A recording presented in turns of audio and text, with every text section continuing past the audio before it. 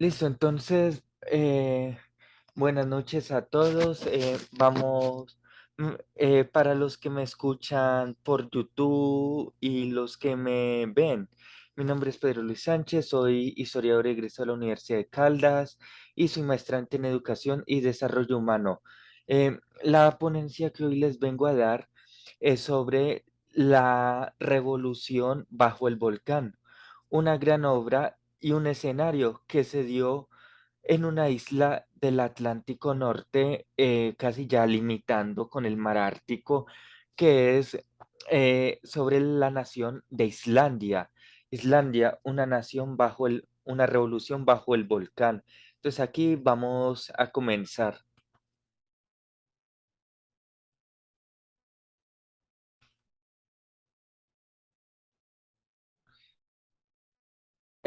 Puedes ver aquí las diapositivas.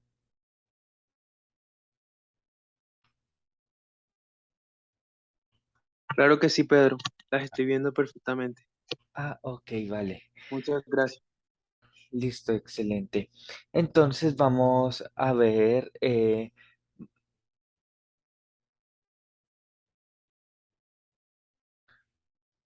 Muy bien, entonces vamos a comenzar sobre lo que es Islandia, la revolución bajo el volcán, basado en el libro de Javier Moret.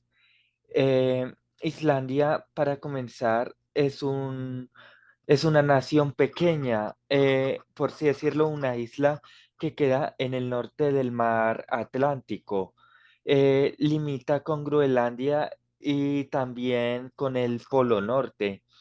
La capital de Islandia es Reykjavik, es un puerto que fue donde se comenzó a dar todo lo que fue la revolución bajo el volcán, que fue entre los años 2008 al 2011. Entonces, aquí en primer plano podemos ver lo que es Islandia y las regiones que son Sjurland, Astjurland, Norjurland, Istra, Norjurland Vistra, Visturland, que es donde está Reykjavik, Haufofor, Garðsvands y Vestifjord, y Sournes. Aquí lo que estamos viendo es un mapa regional de lo que es Islandia. Islandia también es una nación con la cual está compuesta mayormente de puros volcanes y estos volcanes pues contiene géiseres de los cuales se ha convertido en un atractivo turístico, pero aparte de eso también les da calefacción a las personas que viven en Islandia. Aquí ya podemos ver otro mapa que dice Iceland. Iceland que significa Islandia, pero que significa tierra de hielo. Este nombre le fue dado por los vikingos debido a un engaño que ellos hicieron cuando bautizaron Iceland y Greenland, que es conocido pues como Groenlandia. En este caso, Iceland significa tierra de hielo, pero en realidad esta tierra es totalmente fértil, mientras que Greenland que es Groenlandia, que significa tierra verde, y es totalmente, está compuesta de hielo.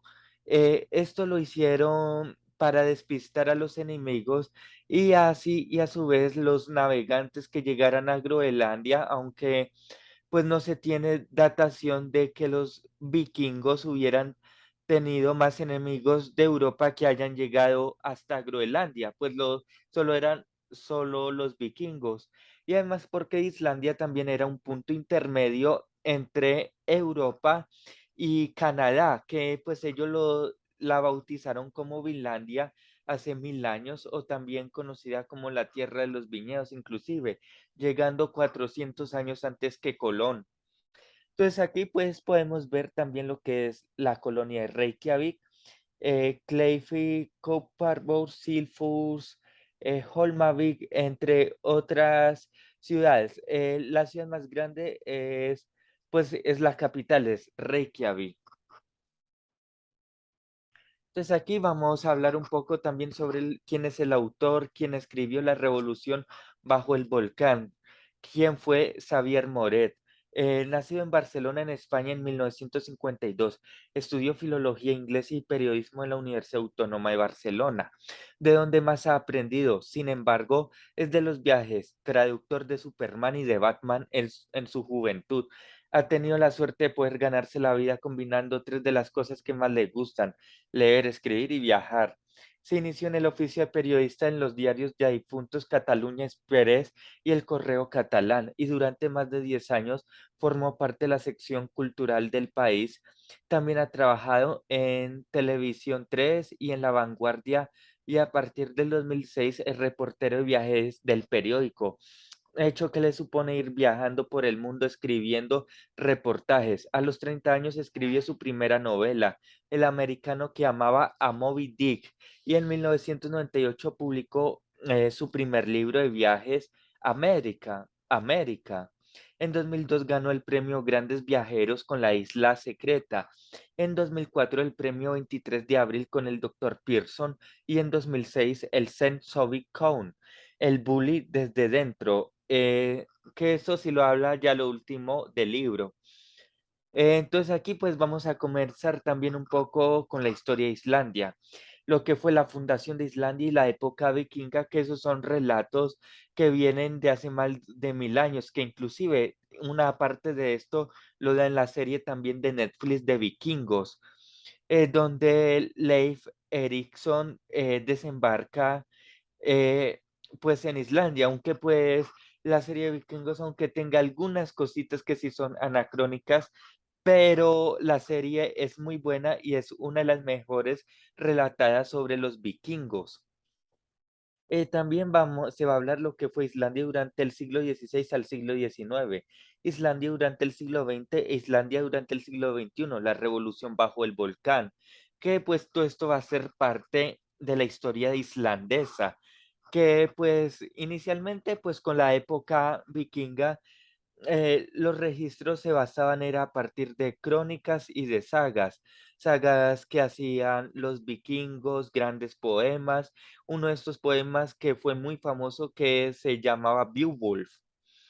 Entonces, aquí pues dice lo siguiente: si nos remontamos en la historia de Islandia, fue durante muchos siglos un mundo aparte, una isla volcánica, inhabitable, según algunos, que vivían al margen de todo, encerrada por completo en sí misma. Hasta finales del siglo IX, con la llegada del primer colono, Ingolfur Arnason, no empezó a poblarse con vikingos que huían de Noruega y que fundaron en 930 su primer parlamento, el Altinging, en el hermoso valle de Thingvellir. Allí, alrededor de la llamada Roca de la Ley, se juntaba una vez al año los graneros de las distintas partes de la isla para dirimir sus asuntos sin necesidad de ningún rey. Era la edad del asentamiento, unos años de proezas y combates en los que se fueron forjando las sagas, las vibrantes narraciones épicas, primeros transmitidas oralmente, que fueron fijadas por escrito entre los siglos XII y XIV y que todavía hoy constituye el gran tesoro cultural de Islandia. Que esto pues ya va a ser todo el proceso de fundación de los cuales los vikingos se desplazaron desde Escandinavia, lo que hoy en día se conoce como Noruega, Suecia y parte de Finlandia hacia Islandia.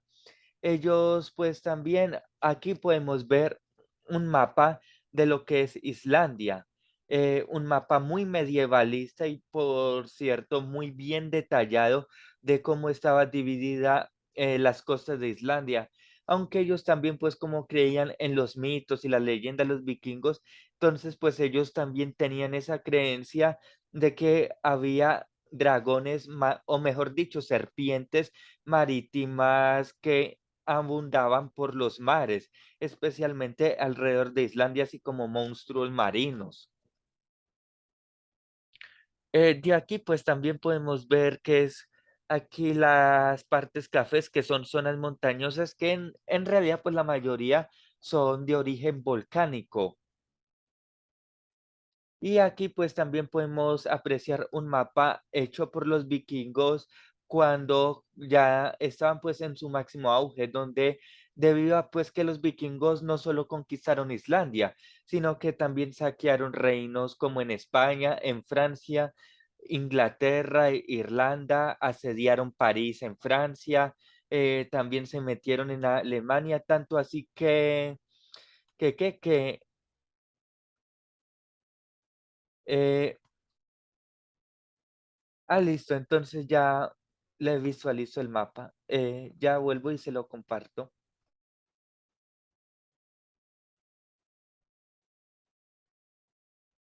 Dime si ya ya los puedes ver.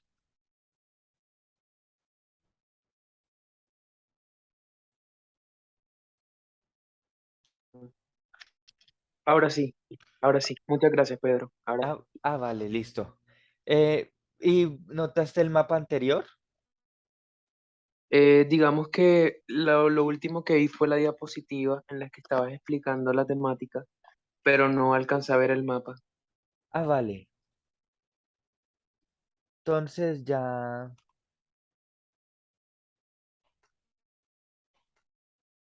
vuelvo y te la comparto. Vale. Vale. Listo. Entonces, ese es el mapa. ¿Ya lo puedes notar? Ahora sí. Vale, perfecto. Ok. Listo. Entonces aquí pues también este mapa lo hicieron pues los vikingos, donde se mezcla esa parte de la cartografía geográfica, donde la mayoría de las montañas, como podemos ver en las zonas cafés, son volcánicas. Y también pues alrededor que ellos ponían monstruos marinos debido a que ellos pues creían mucho en los monstruos de mar, como en las serpientes de mar que rondaban la isla Islandia.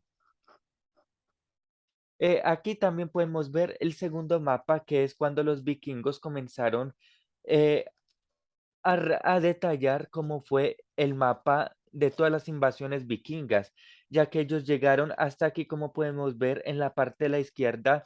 Esto es una parte del mapa de Canadá, que es lo que se conoce como la península de Labrador y la isla Eduardo, Gales y Eduardo. También podemos apreciar lo que es Groenlandia, también Irlanda, Inglaterra, ya que los vikingos la saquearon, en la parte del norte de lo que era su casa Noruega y Suecia, Italia, España, inclusive los vikingos llegaron hasta Turquía, lo que para esa época pues era conocido como Constantinopla.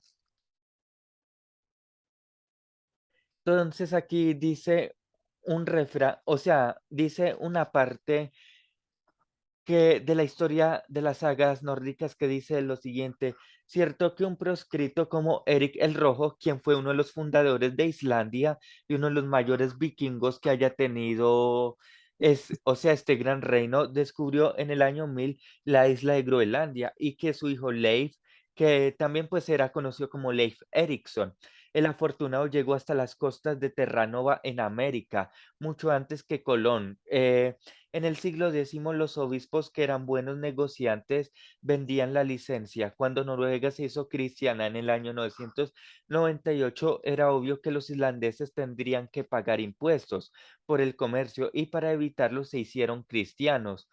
Fue más por asuntos formales que por convencimiento.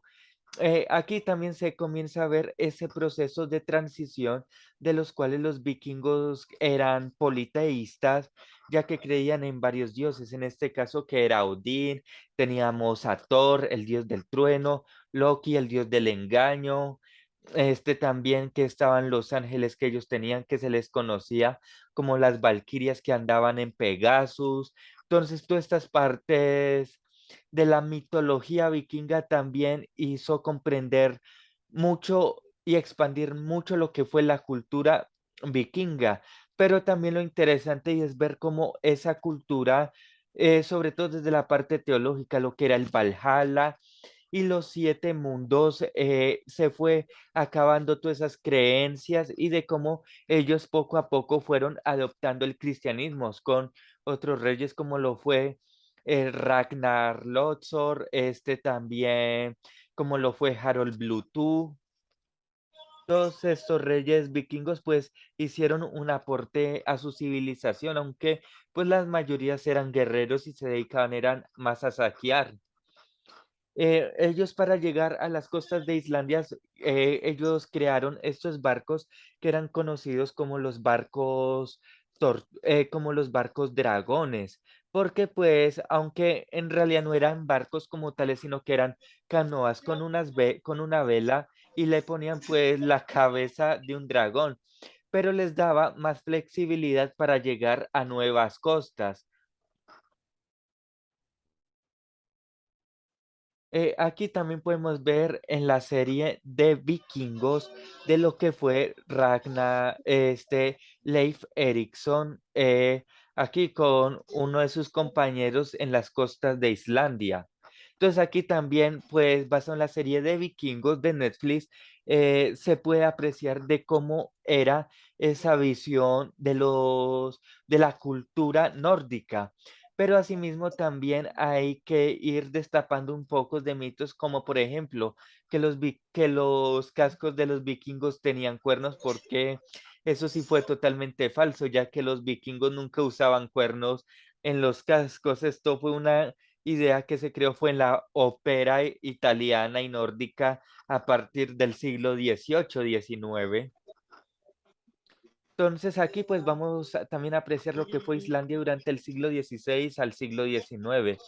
El más famoso era Fjallar Eyvindur, de las montañas. Vivió 20 años en este desierto, en una cabaña al pie de la montaña Heirdruvir. Señaló Urgrun que había trabajado de ranger en este lugar durante 3 veranos seguidos, una especie de Robin Hood en el siglo XVIII que tenía cabañas en distintos lugares de la isla. Vivía solo. Le acompañaba su esposa, Aya, una mujer fuerte y valiente. Al parecer, Fiala Evindur robó a una mujer algo de poco valor cuando era niño y ésta le lanzó una maldición que decía que tendría que robar toda su vida. Cuando alguien intervino para que suavizara el maleficio, lo único que añadió fue que nadie le atrapara nunca, y así ocurrió, aunque su vida fue muy dura. Este es el caso de un ladrón que habitaba por la isla de Islandia. Era como un tipo de Robin Hood y que supuestamente los islandeses, pues ya para esta época, inclusive actualmente, tienen las creencias de las maldiciones, también de los elfos y de los duendes. Y asimismo también podemos ver cómo era la vida de un ladrón en el cual vivió durante esta época del siglo XVIII. Estamos hablando de a mediados de los años 1700, aunque fuera una isla, pues que no tuvo así muchas batallas, primero que todo por su situación geográfica, ya que queda al pie de Groenlandia, al pie del Polo Norte. Y segundo que todo, el acceso a la isla, pues es siempre un poco duro debido a su localización. Mira, Nacho, me gustó mucho. Entonces aquí también vamos ya a pasar al siglo El, XX, que aquí Islandia va a jugar tres papeles. Primero que todo lo que fue Islandia en el periodo de las entreguerras. profesor de Segundo, historia. lo que fue Entonces, Islandia en la Segunda y Guerra tiene, Mundial. Y tercero, lo que fue estás abriendo Islandia en la Guerra y Fría. tiene un símbolo, no es normal. Entonces, ¿Qué entonces tal? aquí, ¿qué es lo Bueno, que pasa? normal. Don Fabio, Sígueme disculpa, con el ¿tienes el tiempo. micrófono encendido? Entonces, ¿qué es lo que pasa aquí? Las generalizaciones al margen merece la pena de detenerse en la biografía de John Hans Jefferson, fundador del Hotel Borg y destacado protagonista de una historia típicamente islandesa. Nació en Islandia en 1883. Desde muy joven se convirtió en campeón de lucha islandesa. A los 25 años, en 1908, compitió en lucha greco-romana en los Juegos Olímpicos de Londres, quedando en cuarto lugar. Después viajó por el mundo mostrando su descomunal fuerza hasta que terminó formando parte del circo Barnum y Bailey's, y concretamente del Gracie Show on Air, donde luchaba contra oponentes armados sin más ayuda que la de sus puños. En los años que trabajó para este importante circo, entre 1912 y 1915, Johan Johansson nunca fue derrotado. Ganó mucho dinero gracias a la lucha, dijo Einar. y en 1927 regresó a Islandia convertido en millonario. Remató Einar. Su sueño era ser propietario de un hotel de lujo y no paró hasta fundarlo en Reykjavik, página 123 del libro Islandia, la revolución bajo el volcán. De aquí pues podemos ver una fotografía de quién fue John Jefferson, que fue uno de los mejores atletas de Islandia y de toda Europa, en el cual compitió en los Juegos Olímpicos. Esto también, pues para los islandeses es un orgullo debido a que Islandia ha tenido muy pocas participaciones en los deportes. En este caso, pues fue en los Juegos Olímpicos y también pues para el Mundial de Rusia el 2018 que clasificó. Ya aquí pues vamos también a ver lo que fue Islandia en la Segunda Guerra Mundial y la independencia, ya que Islandia pues va a tener unos procesos. Primero que todo, cuando ellos entran en guerra, ellos pues los islandeses también no habían sentido pues el golpe de la crisis económica y de la gran recesión de los años 20, ya que ellos por lo general vivían muy aislados del mundo moderno. Y en este caso ellos vivían tanto aislados de América como de Europa, siendo que Islandia es como un puente entre estos dos continentes por el Atlántico. Cuando comenzó la Segunda Guerra Mundial, los islandeses sufrieron la invasión de los británicos, en los cuales, pues ellos, los islandeses, se tuvieron que rendir pacíficamente. Y aparte de eso, pues también lo pusieron como base militar tanto para los estadounidenses como para los británicos. Entonces, aquí dice lo siguiente: país ha cambiado drásticamente, sí, admitió, éramos uno de los países más pobres, una isla de granjeros y pescadores, pero después vino la libertad y la libertad se te da siempre alas. Se refiere a la independencia que llegó en 1944. Le pregunta aquí el autor a uno de sus amigos.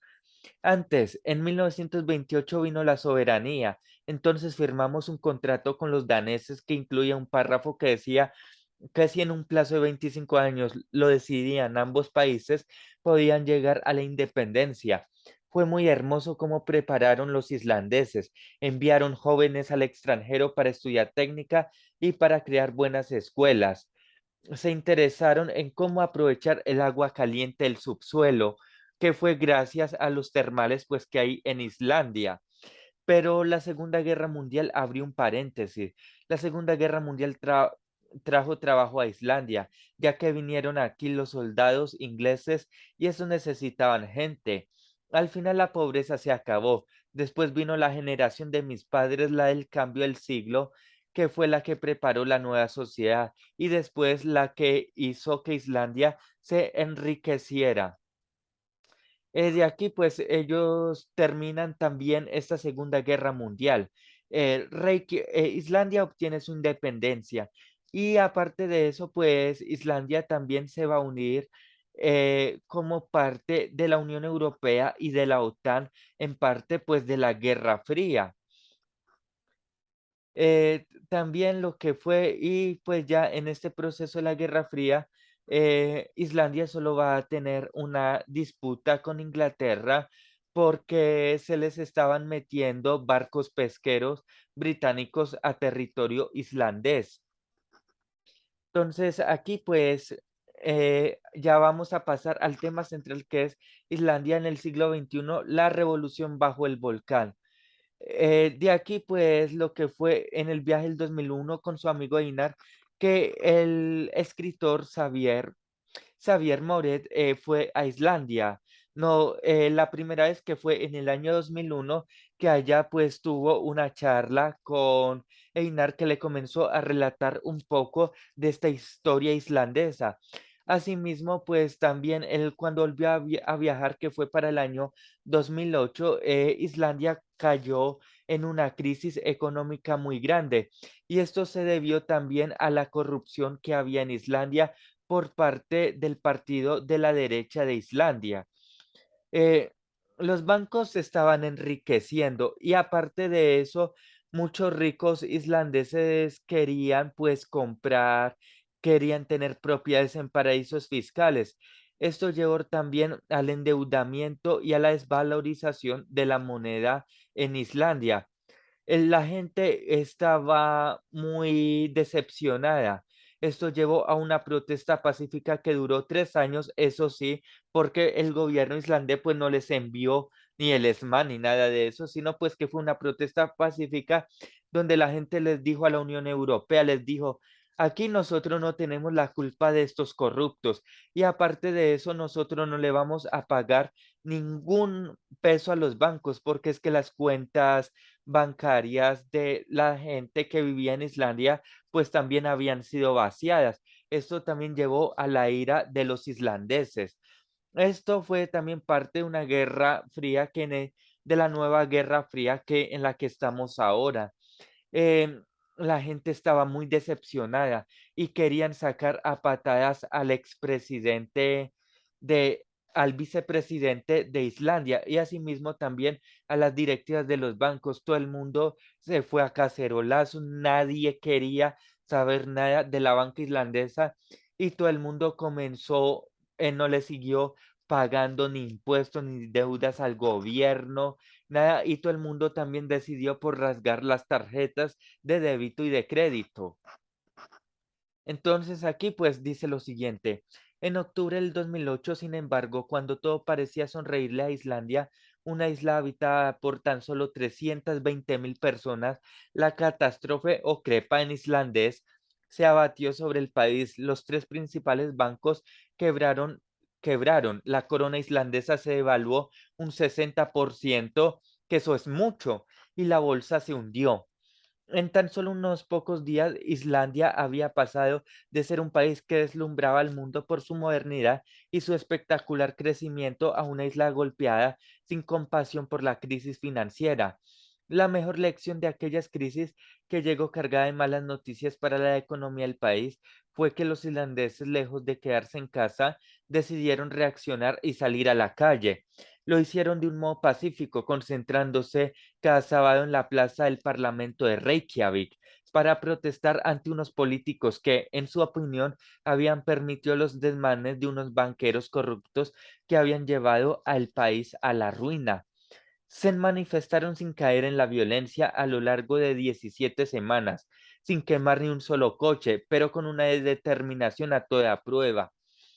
Fue aquello una revolución silenciada, una revuelta popular que ocupó muy poco espacio en los informativos del resto del mundo, pero que logró el fin de su objetivo. En febrero del año 2009, a consecuencia de la presión ciudadana, el gobierno conservador islandés optó por dimitir y se convocaron elecciones para el 25 de abril. El nuevo gobierno de centro izquierda que salió de las urnas supuso un radical cambio de rumbo tras 18 años con los conservadores del Partido de la Independencia del Poder. Aquí también esto fue lo que tuvo que vivir el autor y asimismo estas fotografías se presenciaban en la ciudad de Reykjavik donde todo el mundo salía a protestar en contra de la banca y también porque ellos no les quería rendir ni cuentas ni a la banca por culpa de los corruptos y tampoco eh, ni al gobierno. O sea, ellos decían, eh, aquí nosotros nos bajamos al gobierno, o se salen, pero el pueblo islandés no va a aceptar y no va a pagar ni un solo peso ni a la Unión Europea y ni a nadie por culpa pues de estos corruptos. Y aquí pues también podemos ver una caricatura de lo que fue la revolución silenciada, lo que fue la nacionalización de la banca cuando se encarcelaron a los corruptos como los banqueros y los especuladores y también cuando no se pagó la deuda al FMI, que fue el Fondo Monetario Internacional, que fue una de las primeras revoluciones en la cual un país europeo se opuso ante el FMI, que fue el Fondo Monetario Internacional, y también que se fueron en contra de los ricos y de la élite islandesa. Aquí ya pues podemos ver una fotografía de lo que es Reykjavik en Islandia, que pues hay en Reykjavik en Islandia queda pegada también lo que es Groenlandia. Y también rápido repaso, en la actualidad islandesa no puede cerrarse sin hacer referencia a la atención mundial que en abril de 2010 consiguió concentrar el volcán Eyjafjallajökull, cuando le dio por entrar en erupción expulsando una columna de cenizas que provocó un auténtico caos en el espacio aéreo europeo. De los volcanes de Islandia, donde aquí podemos ver cómo las cenizas de este volcán, que está sumamente lejos de países como Inglaterra e Irlanda, llegaron hasta estos países desde una isla. Entonces, para esa época, pues tuvieron que cancelar vuelos en gran parte de Europa debido a a la erupción de este volcán, que es uno, pues, de los más grandes que tiene Europa. Entonces, en conclusión, se puede dar un desarrollo hacia la modernidad en una isla que fue deshabitada por cientos de años, y cómo se puede vencer un gobierno con la protesta pacífica siempre y cuando el gobierno no mande a infiltrar o irse en contra de sus ciudadanos. Listo, ¿tienen preguntas hasta aquí?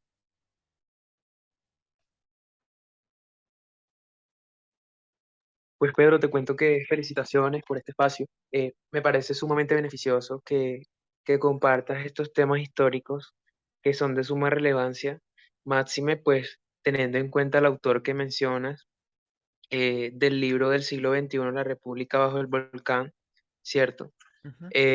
Xavier Moret, y me llama mucho la atención cómo Islandia, digamos, siendo así como la mencionas tú, la tierra de hielo, que finalmente no era de hielo como lo es Groenlandia, sino que era una tierra fértil, pero digamos que a raíz de esa estrategia que utilizaron esos pueblos para despistar a los enemigos eh, de la invasión de sus territorios, me llama mucho la atención cómo esta isla eh, va adquiriendo a lo largo de su trayectoria histórica una soberanía como una nación independiente.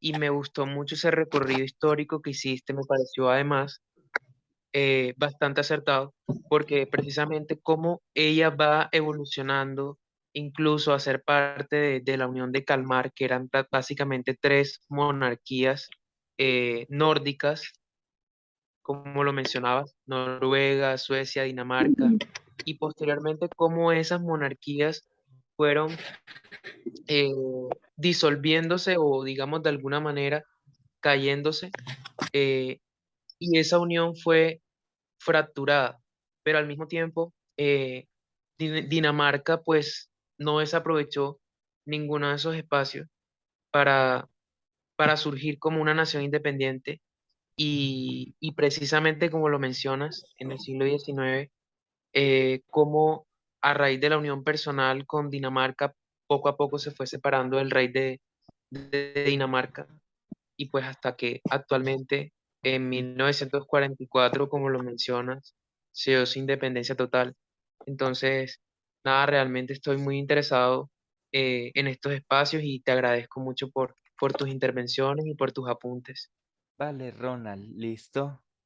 Si quiere nos volvemos a conectar, que ya se va a acabar el tiempo. Queda menos de un minuto, entonces ya nos volvemos a conectar.